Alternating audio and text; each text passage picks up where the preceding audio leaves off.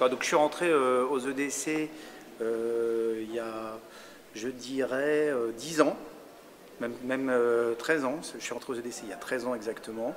Et donc j'ai démarré dans une équipe comme équipier. Après j'ai travaillé un petit peu sur un groupe de travail autour de l'entrepreneuriat.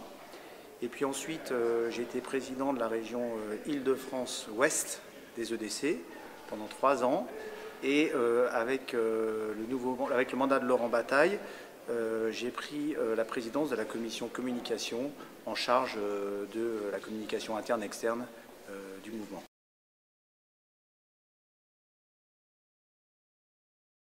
Donc Philippe m'a demandé de m'atteler à une tâche qui m'est assez chère, qu'il s'agit donc de transformer le mouvement et de faire évoluer dans l'environnement économique que nous avons actuellement, l'environnement social aussi qui évolue beaucoup.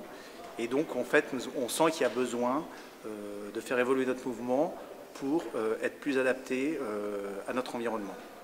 Donc notamment on cherche aussi à accueillir les futurs membres qui sont à la périphérie de notre mouvement.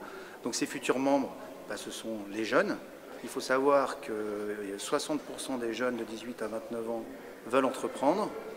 Et donc nous, les EDC, nous devons leur proposer quelque chose. Nous devons leur proposer un parcours qui sera sans doute un petit peu différent de ce qu'on fait aujourd'hui parce que leurs attentes ne sont pas tout à fait les mêmes.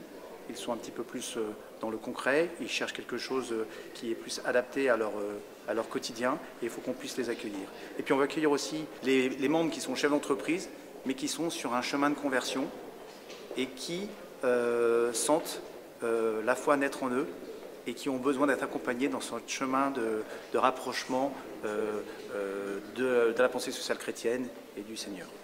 En dehors de la transformation du mouvement, je m'occuperai aussi de la poursuite de l'internationalisation du mouvement, qui est quelque chose qui est essentiel pour nous, puisque le rayonnement des EDC à l'international s'est extrêmement développé sur les dernières années et nous souhaitons continuer à le pousser pour être présent dans plus de pays et être plus en relation avec les autres associations internationales pour faire rayonner notre message, pour annoncer la bonne nouvelle au-delà de notre terrain habituel de jeu.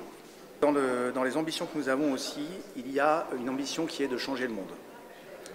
Et voilà, tous les dirigeants chrétiens rêvent de changer le monde et les EDC doivent avoir ce projet-là aussi. Et un des bras armés que nous avons à notre possession aujourd'hui pour changer le monde, c'est la fondation des EDC.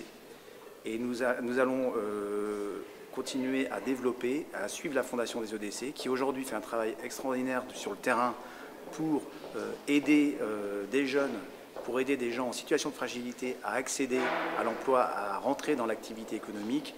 Et nous allons essayer de multiplier les initiatives autour de ça pour que en fait, les EDC ne soient pas uniquement un cercle de développement du dirigeant, mais aussi une force d'action pour intervenir et pour participer à l'évolution du monde et le rendre plus accessible, notamment aux jeunes qui sont en situation de fragilité ou en situation difficile et qui ont besoin de rentrer dans l'activité.